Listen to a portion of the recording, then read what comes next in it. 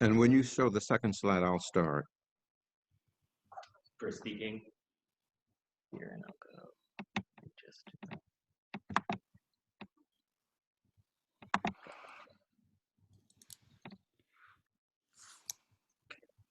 Okay, thank you.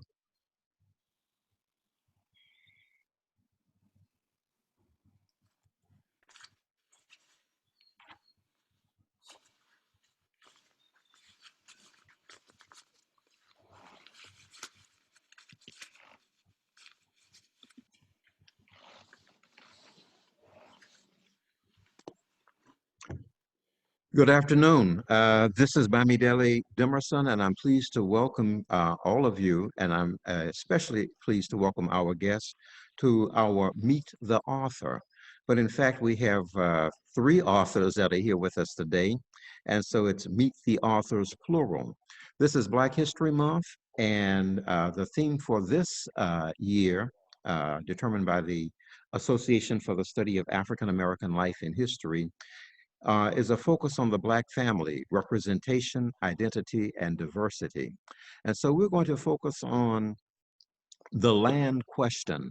It's a special publication of Blackbird Press News and Review. And we are pleased to have the publisher of that journal, and that's Professor Marvin X. Jackmon. Um, and we have Nefertiti Jackmon, who is the guest editor of this particular issue, and Amira Jackmon, who is also who is an attorney, and she also is the legal affairs editor for this journal. And so I will start out by asking Professor Marvin X, who is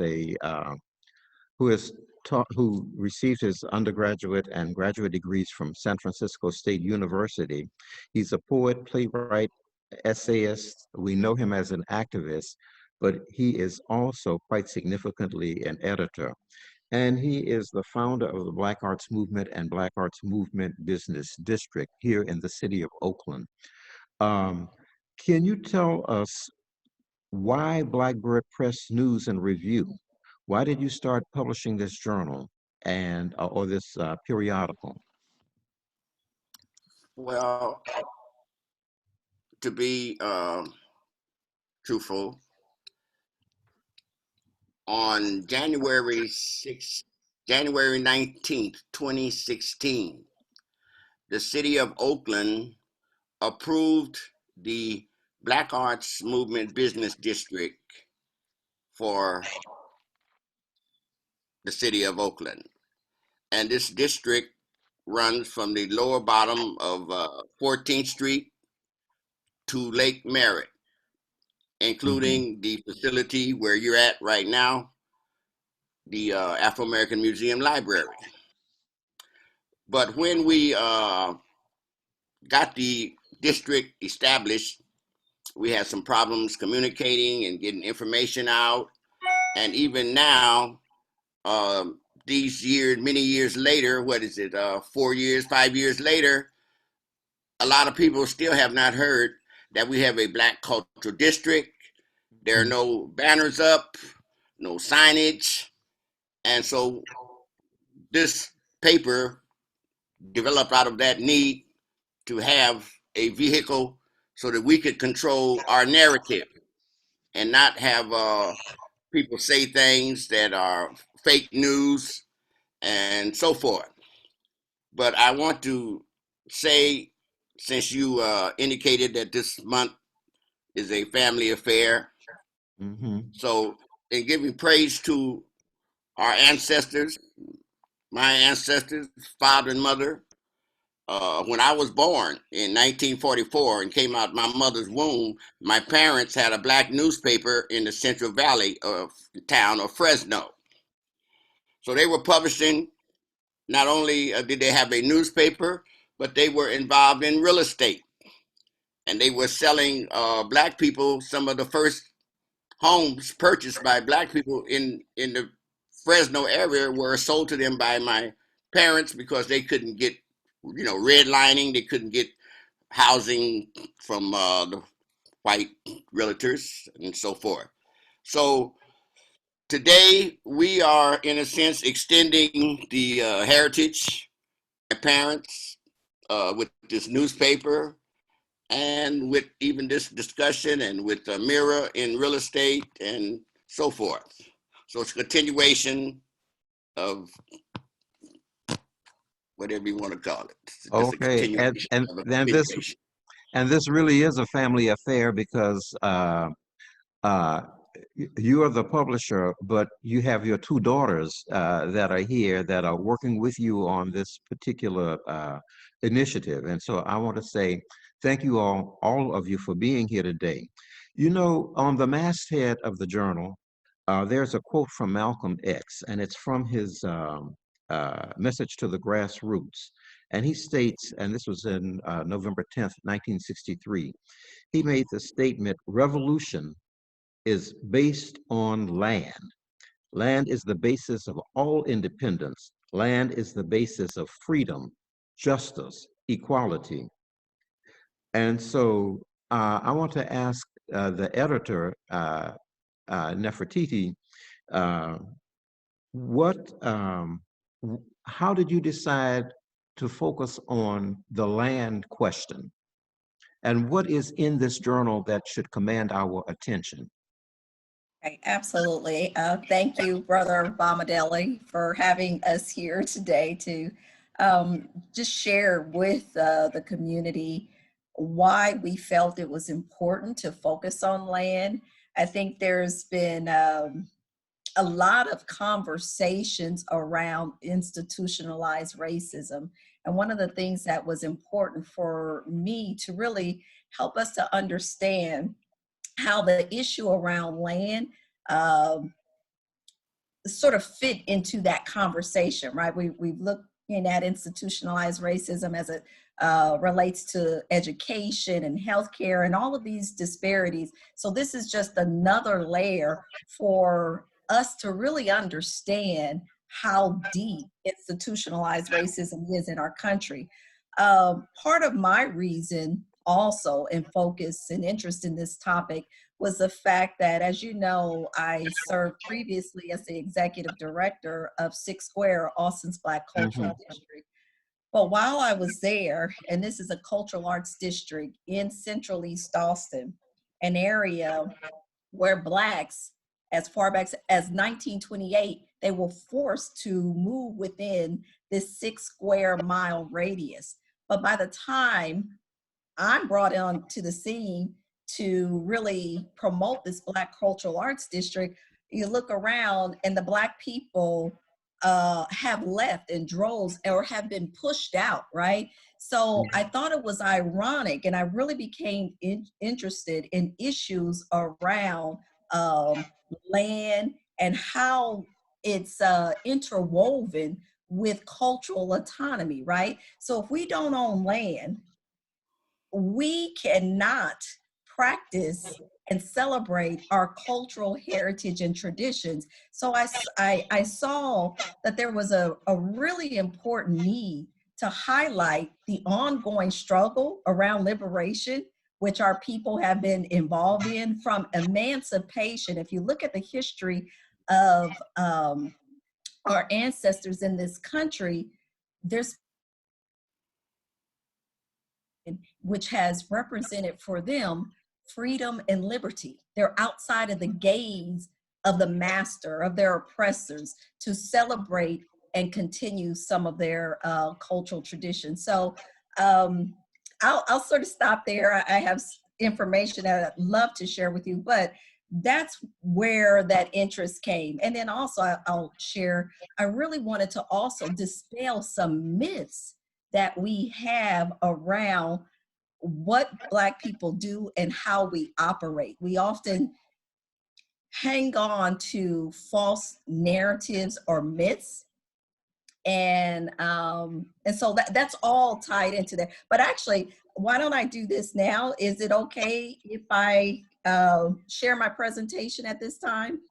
Yes, it most certainly is. And let me just say before you start, You know, I Absolutely. was in Austin for a short while as well, and Mhm. which is where I met you. Yes. And I always thought it interesting that we have a museum in Austin, a museum and genealogy center that is right in the middle of the African American community. And it was ironic that we did not even use the genealogy center as a way of studying land ownership, the erosion of Black land ownership, and the social political implications that can grow out of a study of genealogy Right. and hopefully some solutions to that.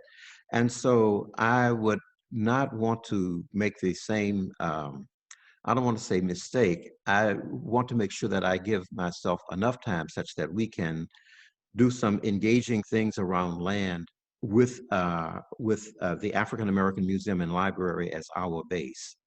Right.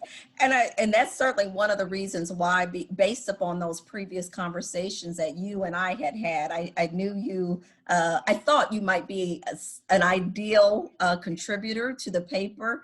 And your article, which I know we're going to talk about a little later, on the studies that you have done in South Carolina in the Gullah community, it was relevant because it talked about a new model of land ownership, old but new. And what people are pushing now is um, community ownership. And those are some also models that I highlighted in the paper. So I'll go ahead and share my screen briefly so that we can, I think there's going to be a very rich conversation around this. Let me see. Okay. And as you shared, this picture is really important. It's a picture by Elizabeth Catley Mora. It's called Sharecropper. Mhm. And it's really important because, again, it sort of highlights our initial connection to the land here in this country and the ongoing struggle of Black people around land. This quest for land really represents cultural determination. And hopefully, if we get an opportunity to speak about it, I really want us to understand what I see is this push towards getting us away from owning land collectively and pushing us into smaller spaces, and what that has to do with our collective self-determination. And I feel that it's a threat. But one of the things that I did highlight is the importance of the Black Belt region. There's been a call for Black people to own land or be given land as a way to compensate for the enslavement of Black people upon coming to or being brought to this country. So there was always a push. We heard the 40 acres and a mule, right? That was Mhm. supposed to be fair compensation, if you will, if there's ever a way to say fair compensation for what Black people endured. But the Black Belt region was really this rich, dark Black soil area that really became representative. It was the cotton crops. It was everything where slavery flourished, if you will. From Alabama, I list the various states there, and I have different numbers. I don't know if it's over 300.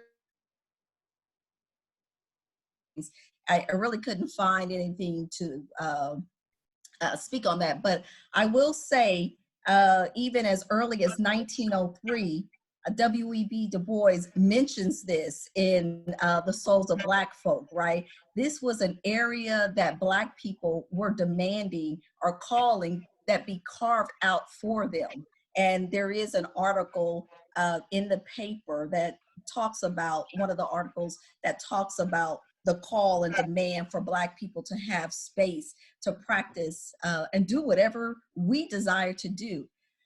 We often talk about Black land loss, and I really want to change how we talk about this, the narrative, like my dad said, how we can, having our own paper, we begin to really speak about the truth and the reality and tell our own stories of what's going on.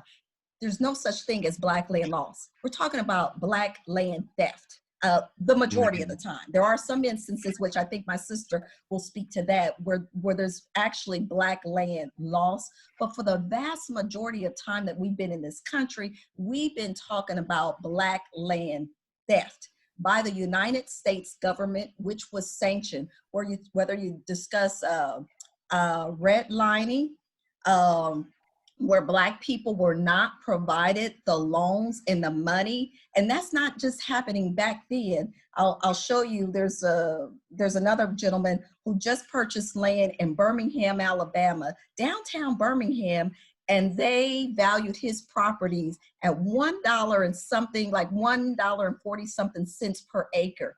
As a result, he cannot get money to finance the rehabilitation of these beautiful historic structures right in downtown Birmingham. But that's a way to discourage us, but that's also thievery, right? In 1910, Blacks owned 14% of farmland, which represented 16 to 19 million acres of land. That was at the height. We have never owned more land than in 1910. Today, the latest estimate that I pulled up was from 2012. We own approximately 1.6% of land is owned by Black farmers, which represents only 3.6 million acres. And if you go away from farming, because people say, well, this doesn't apply to me. If you look at home ownership, the black and white home ownership gap is 79% for whites and 41% for Blacks. So that's a huge disparity, which represents a loss of wealth. This is one of the main tools that we have used to be able to accumulate wealth through the years. And I'm going to go quickly on. This is a gentleman that I was talking about, Brian.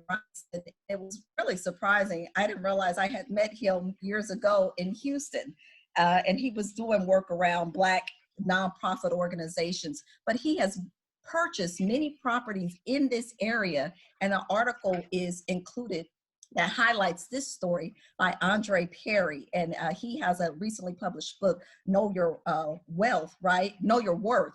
And it's understanding we have to know the value of what we have. And my father was talking about that a little bit before we joined the conversation. We're often giving away our properties because we don't even value what they're worth.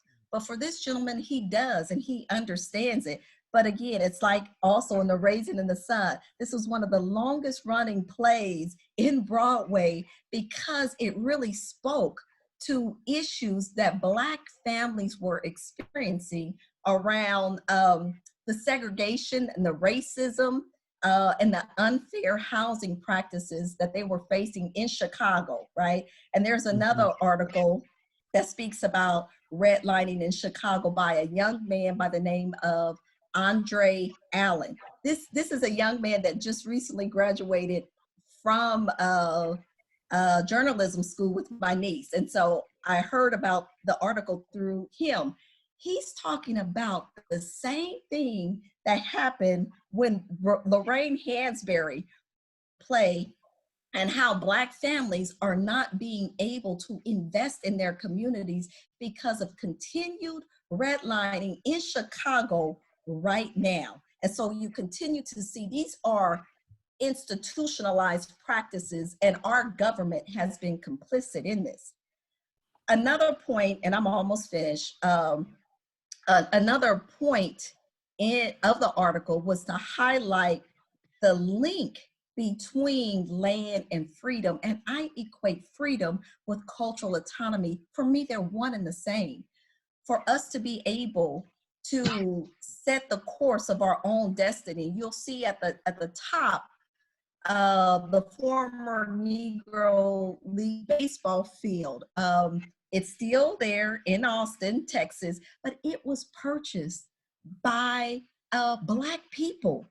And as a result, we could have and go to baseball games. And some stories that I heard, like Black people used to come out in their Sunday's best. But if we didn't own land to establish our own traditions, we weren't allowed to play in the major leagues. So this was another opportunity for us to establish our own cultural institutions, right? And so we really have to understand that by owning space, by land, we are creating opportunities to celebrate, to pass on cultural transmission. One of the picture in the top right corner, it's a picture from the Organizers with New Communities, which is the first land trust in the United States. And they purchased the land in Albany, Georgia in 1970.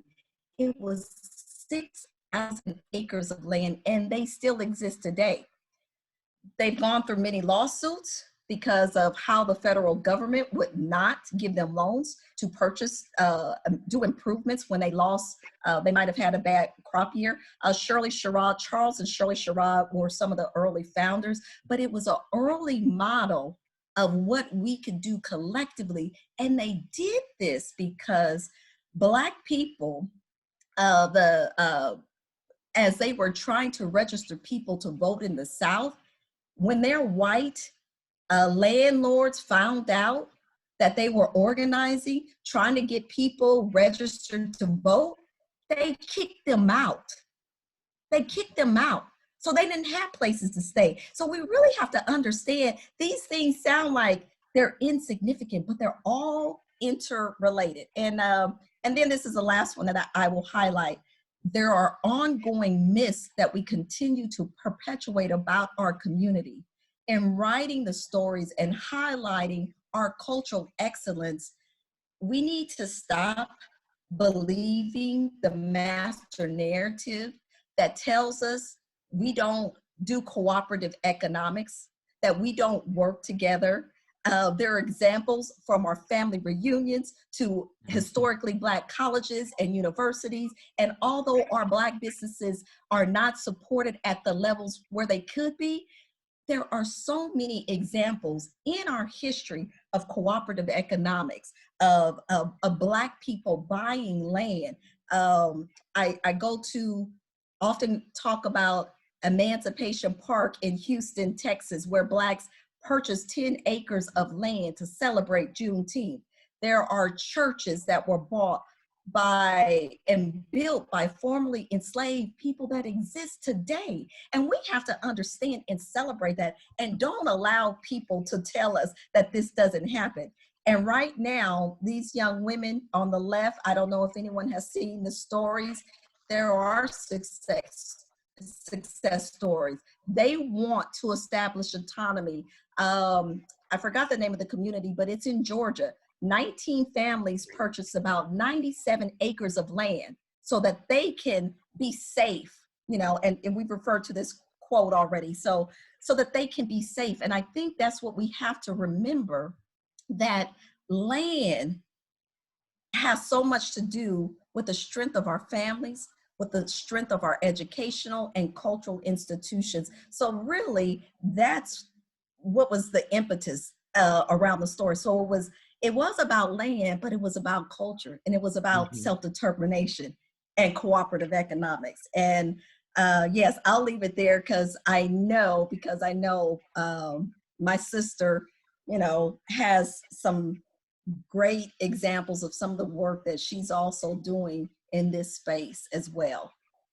Oh, Nefertiti, thank you so very much. And I'm glad that you mentioned Emancipation Parks, because they are throughout the state of Texas, and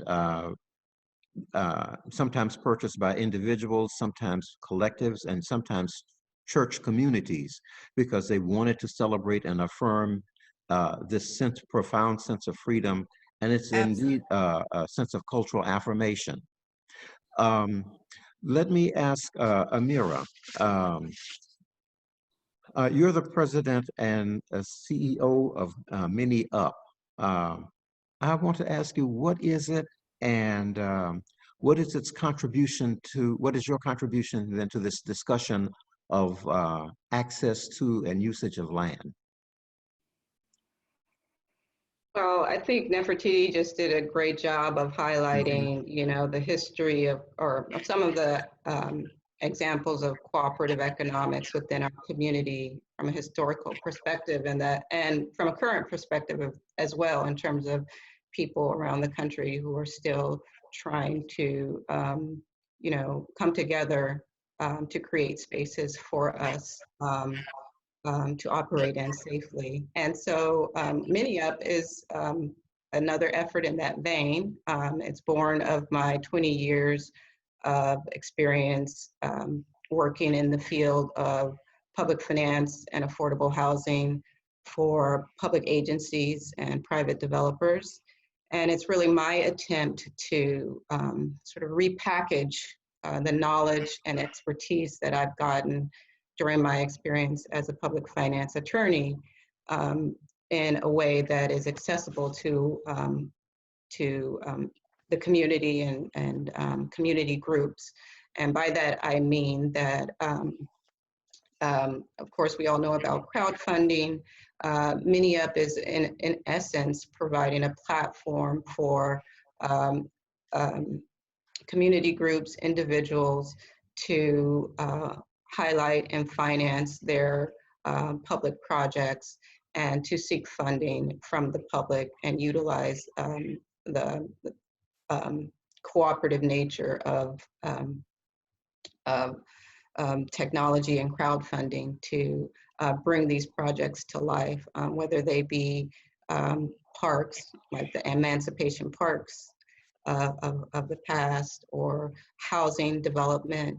The idea is that we can come together and use our collective, you know, energy, our collective finances to get these projects done. So the motto is still developing, and at this point, what we're doing is really just talking to community groups, getting an understanding of what the need is, further understanding of what the need is, and how, in particular, my legal expertise can be offered to community groups who have revenue producing projects that are, you know, if not ready, shovel ready, or you know, with help and expertise from, you know, various experts, would be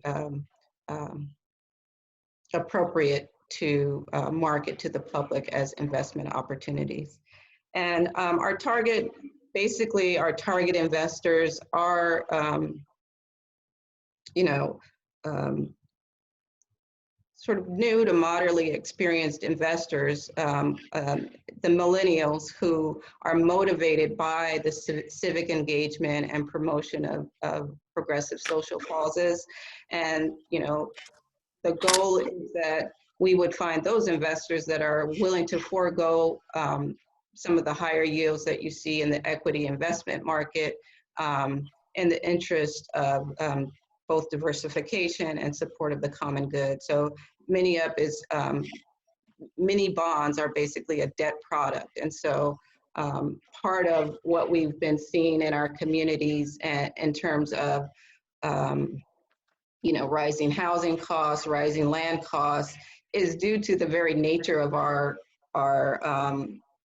you know, economy, the real estate market, and this focus on equity-like returns. You know, everyone is chasing high-yielding returns, and so what MiniUp is offering is a debt-based product which seeks to share returns among investors, the developers, and the community. And so that's a basic summation of MiniUp, but in the future, you know, I'm going to be preparing more in-depth presentations for the public.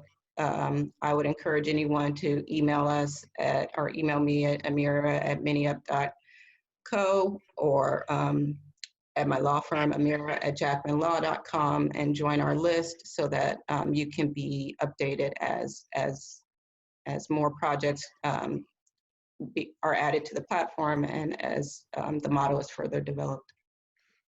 Let me ask you a question.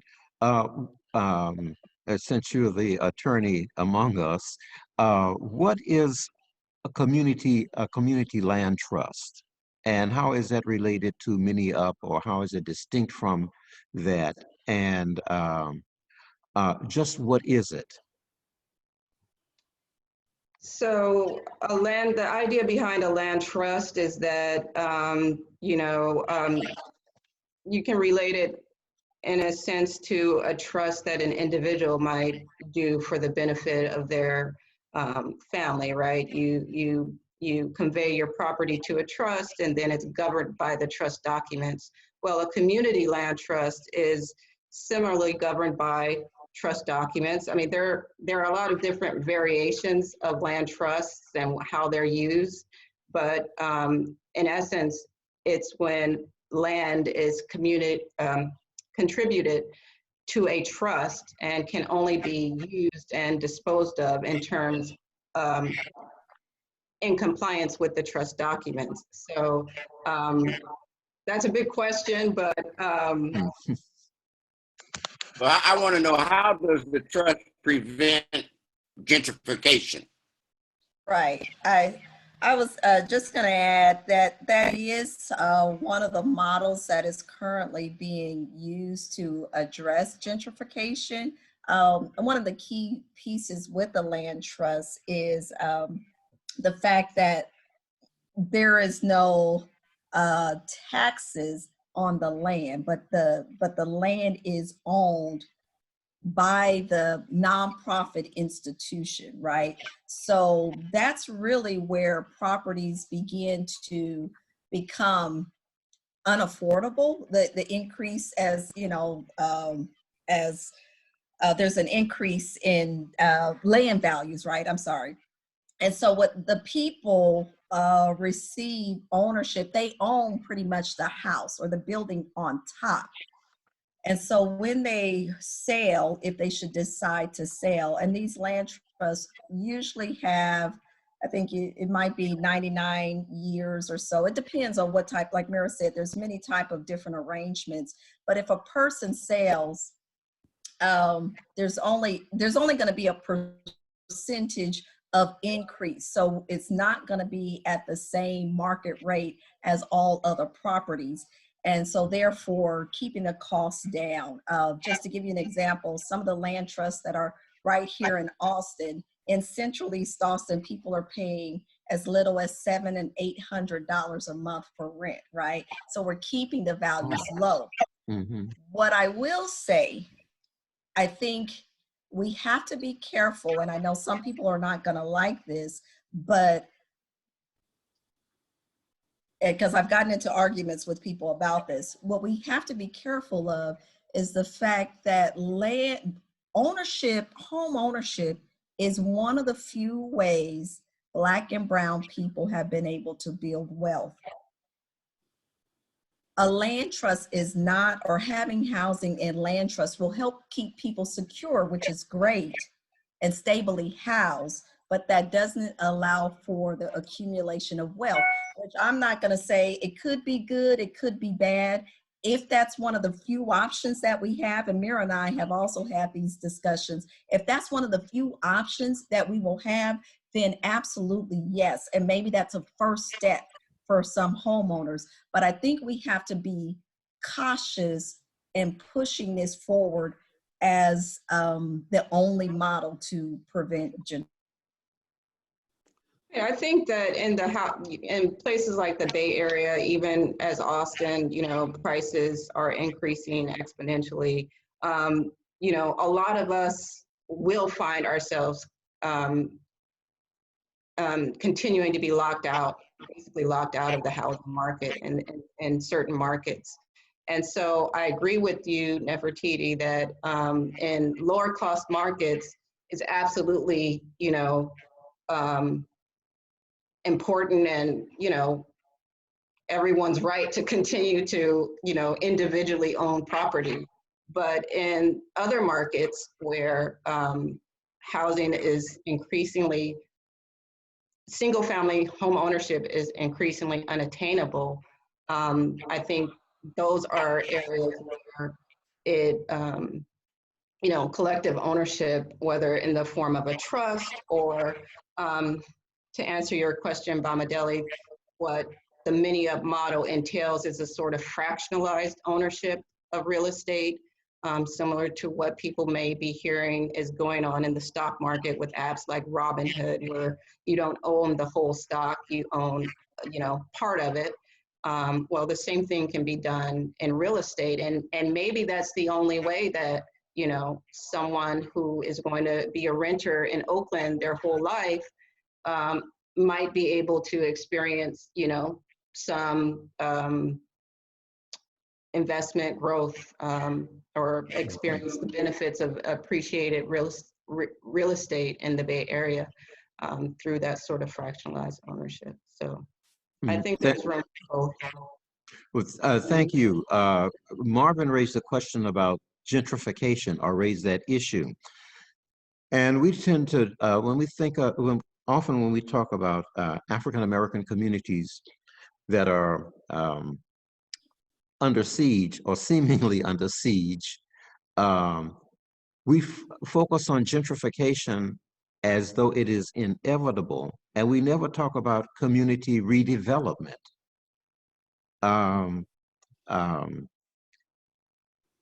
How do we put gentrification in perspective? How do we control it? What can we do? Well, I would like to say one thing we may have to do is a kind of a reverse redlining, maybe call it blacklining, where people are educated that you have to keep your community together.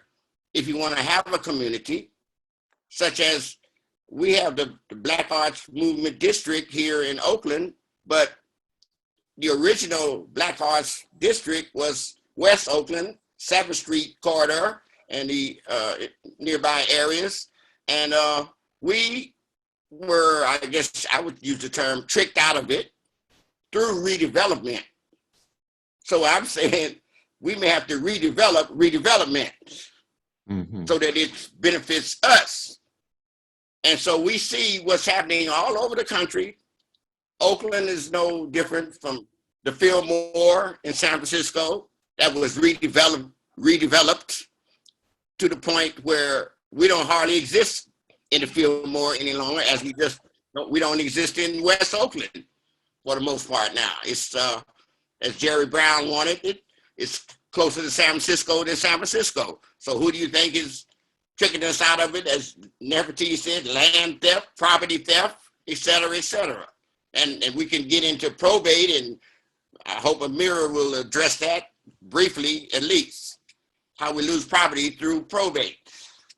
One of the things I definitely think we, as it relates to gentrification and what's happening in our communities, there are two things. And we have to talk about the personal responsibility as well as the responsibility of the government and institutions that really have worked against us, not allowing us to get the same mortgage rates. And everyone has been complicit. In the article with Brian Rice in there, they talk about how his properties were appraised. This is in Birmingham. They appraised his properties the same as they would have a rural property. So that's nothing that we have done, and we have to understand, I think there's both. So some things are institutionalized, and we're facing forces that need to be revealed and corrected. But when you're talking about addressing displacement or gentrification, I work for the city of Austin now in the Housing and Planning Department, leading the displacement efforts. And one of the key things that we're talking about, there's a $300 million Project Connect or transportation investment. We cannot address displacement if you do not deal with equity, right? So one of the first things we're doing is we're developing an equity tool to ensure that the investments that are made around those transit corridors do not cause further harm or damage? And if so, what do we do to correct it? So there needs to be some overcorrections. But if we don't start to address equity in our communities and how the disinvestments have historically not come to our communities, we'll never address the problems around displacement and gentrification. But the part that we have to understand and value, to me, and understand is, how do we not believe the myth that their water is colder? They're ace. So we believe this myth that everything that they have is better than what we have. So how do we take what we have, because we followed them to the suburbs, right?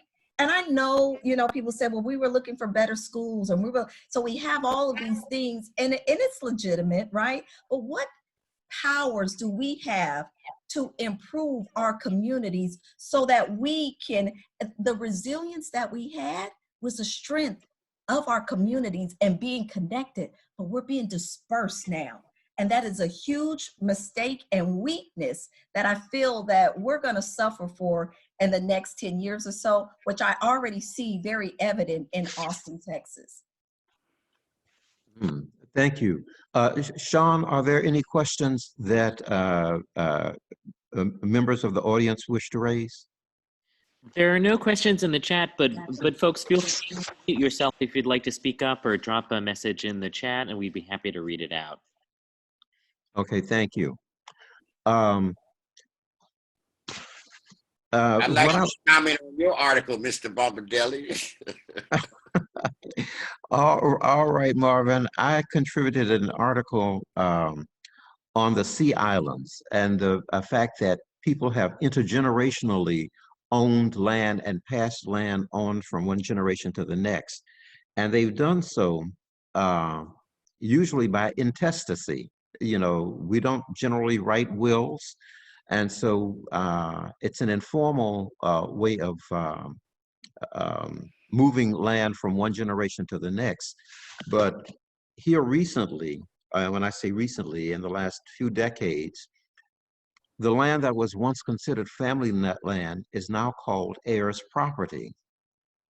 And heirs property doesn't emphasize the communal ownership of the land as family land, but heirs property emphasizes your individual right to sell and get a portion of whatever is appropriate, your value in that land. So yes, sir. What is your comment? Because you said that you've lived in that area as well. Yes, I have a friend in Beaufort, South Carolina, and I've gone down there over the years, and I've written a couple of books down there.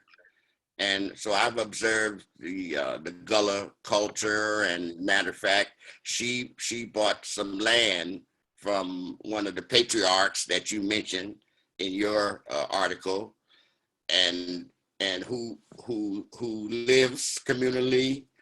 Family members all live up and down the block and cross the road and all of that. And yeah. And they've tried to keep it family, but one of the say relative will sell out, and then that will give an opening to other persons who want to purchase that property. And I've also observed that the young people, some of them don't give a damn about that valuable island property and land. They're bored. They want to get out of there and get to Savannah and Atlanta where they can party. So this is an educational thing. How do you make people understand? You got island land and you don't want it. You don't care about it. You don't care if it's sold out after being in your family for generations. So that's an issue. I think it's an educational, this whole thing I think that we're talking about is, it calls for an educational movement almost. But I wanted You're, to ask Amira, I wanted to ask Amira if she would talk about the probate and the, you know, because in Berkeley, Superior Court, every morning is full of Black people for the most part in probate. What can be done? I know you tried to set up estate planning, and rather than pay you the fee for estate planning, Black people rather go into probate and let the lawyers get all the money. Excuse me, attorney. Yeah, that's true. I have a small but growing estate planning practice. But I mean, I think it's, like you said, an educational issue. And like Nefertiti said, I think we have to draw a distinction between like individual choice and responsibility and sort of systemic problems. You know, in California right now, there's really no reason for any property to go to probate unless someone just wants it to, because in 2017, the legislature passed a law enacting a transfer on death deed, and it's essentially what sometimes colloquially referred to as a poor man's living trust. And basically all it requires is for the owner of property to fill out the pertinent information about the property and the identity of the person that they want to convey the property to at their death, go get it notarized, and go get it recorded with the county clerk in the county that the property is located in. And as easily as that, you know, probate is avoided. You know, we all know, should have known for some time now, that you can also avoid probate by getting a living trust. But yes, sometimes legal fees are high or lawyers aren't as accessible as we'd all like them to be. But again, with the transfer on death deed, you know, I don't know, I think you can get a notarization for like $10, $15, and you can pay the recording fee, which is like, I don't know, in Alameda County, maybe $25 or $30. So there's really no excuse for individual property owners to lose property, to have their property tied up in probate at this point in California. And we know that it's about more than education, right? Because, you know, we have examples of, you know, very wealthy people who have all kinds of advisors around them, like Prince, like Aretha Franklin, who still die with and allow their property to go to probate. So there's something much deeper going on in those instances. And yeah, maybe it's about,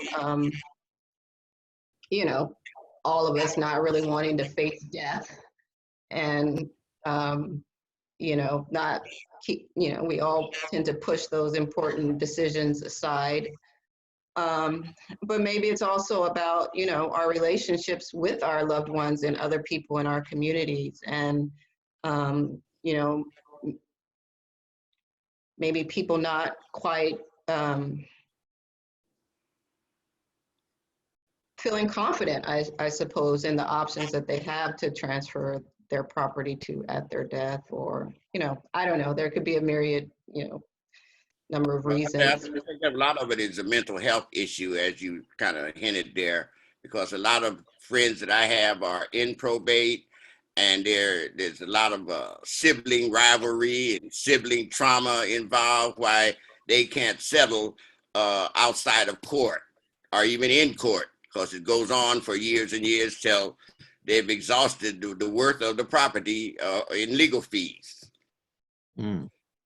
Well, that brings me to, there's an important article or an excerpt that's in the journal, and it's 5 steps to protect your land. How do we protect our land? Well, I mean, you know, again, are we talking individual? Are we talking in communities and neighborhoods? Individually owned property, again, in California, the best way is to go get a living, or across the nation, the best way is to go get a living trust, and then spend the time talking with your heirs and talking about what your vision and goal is for property after your death, and preparing them for ownership. Because you can convey it and avoid probate. And, you know, if your heirs aren't prepared to pay the property taxes when, you know, they become due, then, you know, you're going to lose the next generation. And so a living trust, I'm sorry, I don't have the 5 steps in front of me, but if somebody else wants to elaborate on them. Oh, Sure. yeah. Okay. Okay, I'll outline them really quickly, but if once you hear them, you'll see that it's all about communication. And if it seems like it must go back to what Mira was saying, like these complicated relationships we have with family or perhaps death. But the 5 steps, which are provided by an organization based in North Carolina helping Black people to protect their land. Number 1 is to know your rights as a landowner, review your deed, review your tax records, review agreements related to the land, easements, contracts, etc.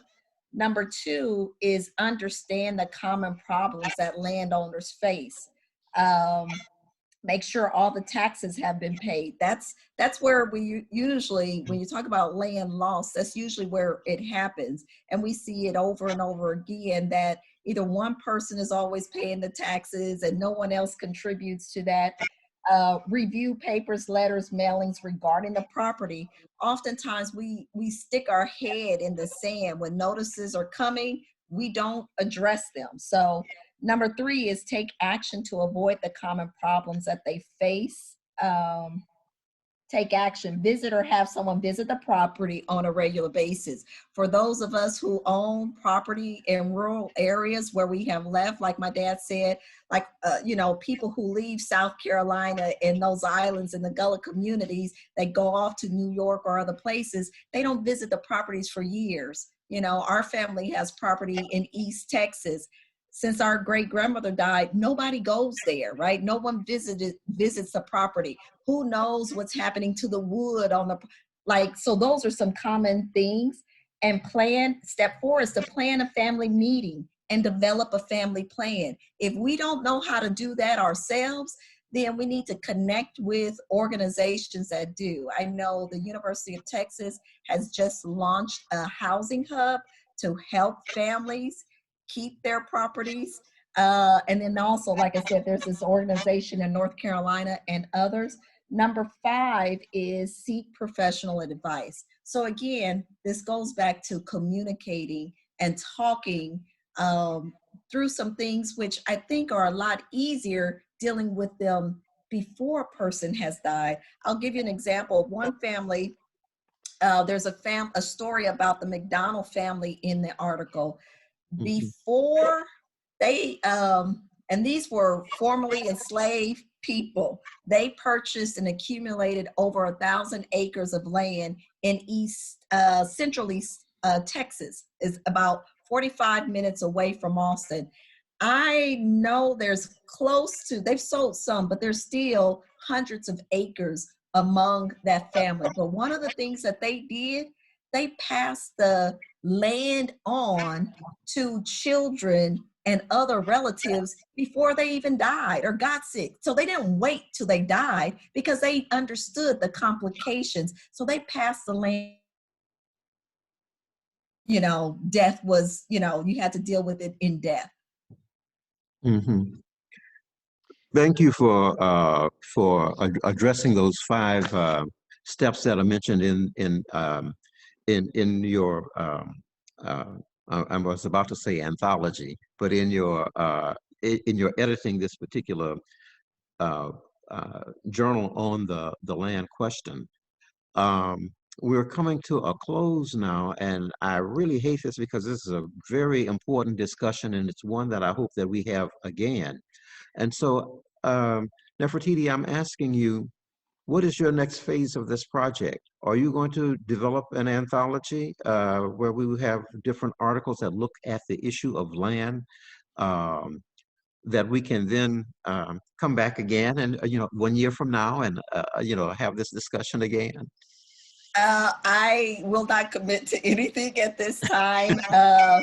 I will say that there are a number of issues because there was so much that we could not include. And, my dad complained as the editor, he's the chief editor of the paper. He said, he complained at the length of the article. So we had to condense a lot. And I will say that Atlantic is one of the papers that has some of the best articles throughout the years addressing Black land theft, if you will. But that's something I certainly will consider. And I don't know. Oh, okay. Well, then that's fair enough. Thank you so very much. And Bamidelli, I wanna highlight that we do have a couple audience questions coming in the chat. So Okay. before we all sign off, I wanted to get a chance to read those out. Okay. We have two questions. Nikki asks, and I assume this is to the group, how do we address redlining collectively so we can accumulate wealth and property ownership? One of the things that has to occur is really planning, zoning and planning, I think is essential, and getting planners who look at the challenges that we have around urban land use through an equity lens. That's number one. And I believe the city of Seattle, they did an analysis of their historical practices and policies around planning in the city. So that's number one. But then we also have to push back on these banks. Wells Fargo has continued to face, it's been more than one lawsuit that they have faced in terms of their practices of giving out loans. But so many people within all of these institutions are complicit with very racist policies. So hopefully, I'll throw this out there, through the Biden administration, which is Susan Rice is leading this effort around equitable, sort of analyzing the whole federal government and looking to see what departments need to address any inequitable issues around, So I hope that will trickle down to the corporate sector. And I think we really must be, we're going to have to push, because these changes are not going to happen because of goodwill and because of people know that they're wrong. Let me say this, Nefertiti. In terms of the Black Arts Business District that was established by the Oakland City Council, it was established almost at the end of a City of Oakland downtown plan for the next 25 to 50 years. So I'm saying what we're dealing with here is planning. When you're talking about stopping gentrification or whatever, you're talking about being in on the planning of your area, your community, for the next 25 to 50 years or longer. So if you're not in on the planning, you're going to be planned out of the planning. It's real simple. Yeah. I agree, and we also have to look at, outside of the banks, at alternative forms of financing, investment clubs, crowdfunding, credit unions to the extent that they're useful. So yeah, we got to start looking outside of the traditional banking system and pushing for liberalization of alternative financing mechanisms, which, there's still, the big banks and the regulators still have a big hold on that whole system. And yeah, like Nefertiti said, no, they're not going to give up their hold very easily. But new models are coming, and it's just whether the public will demand access to them, or whether they'll allow the regulators to clamp down and make them just as burdensome, or burdened with just as many regulations as, you know, that exist in our existing systems. Sean, you had mentioned that there was one other question. We do have one final question, and this is from a user in the chat that asks, says, the Fillmore Heritage Center in San Francisco was built to revitalize the Fillmore community, but has never revitalized that community. Can we work with, or are there steps to get a property such as that into a land trust? A land trust for the community to use the building for beneficial programs like this one we're having today.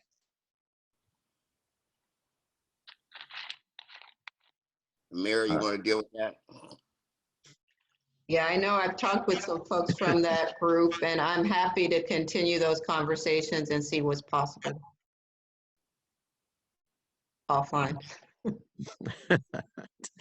Well, let me say thank you to each of you, to Marvin, to Nefertiti, and Amira. You all have contributed to an outstanding set of collection of essays that really spur us to action, and at least discussions that will lead to action, that will help us to think through how we address this issue of land in our community. And so I want to say thank you.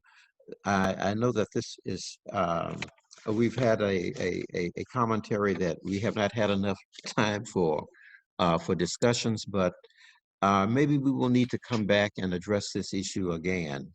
And I want to thank you, Marvin, for publishing the Blackbird Press News and Review, and specifically with this focus on the land question.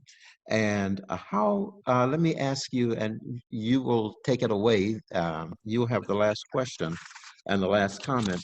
How do we as a community support this journal, and where can we buy it? Well, the easiest way is to call me, 510-575-7148. You can subscribe. It's a quarterly. It comes out 4 times a year, and the donation is $100 for a year annual subscription to the Blackbird Press News and Review. It's a print edition, and there's an online edition at the website, www.blackbirdpressnews.blogspot.com, or you can just Google Blackbird Press News. Make sure you say news, because there's some blackbirds that ain't black. Well, thank you so very much. And why don't you give that number one more time, just in case it was too rapid and somebody didn't hear. Yeah, if you want to reach me regarding where you can get the magazine, and it goes across country, different cities, call me 510-575-7148. Or J Marvin X at Yahoo. J Marvin X at Yahoo.com. I slipped my email into the chat as well. I'm offering a free copy of a deed, the transfer on death deed, for anyone who needs it to, avoid probate. If you own property in California, just email me and I'll send you a simple form and send you back the completed deed. So that's my. Oh, well, thank you. This has been a very important discussion. And I want to thank Marvin X, Nefertiti Jackmon, and Amira Jackmon for contributing to this afternoon's discussion. This will be made available for others who did not join us today, so that they will be able to hear it. And hopefully we will be able to come and raise new questions of ourselves as we address this issue of the land question, because it's one that's going to be with us for quite a while, I'm sure. But thank you so very much for tuning in, everyone, and thank you for another engaging Meet the Author, or in this case, Meet the Authors. And this is a monthly program. Generally, it's a monthly program that we have. And please go online and learn about the virtual programs of the African American Museum and Library at Oakland. We have a number of programs for Black History Month, so please go online, learn about them, and please attend.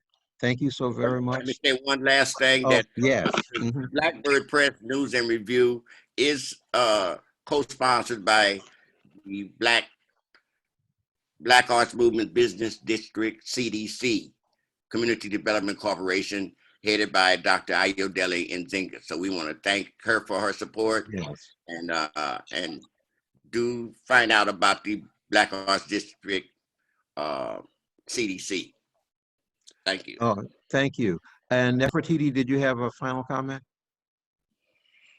No, just thank you for allowing us to share with you. Thank you so much, and for your contributions, and good to see you. It's good seeing you. everybody. So thank you so very much. I'm so pleased that we've had this discussion. You know, when you were assembling it together, I know that I had talked to you. I said, you know, I want you to come on and be part of this program. And you made me promise not to tell your father immediately. Yes, and that's another long conversation, but there's a reason why. All right. Well, Okay. thank you so very much. Take care. Bye-bye. All right. Bye-bye. All right.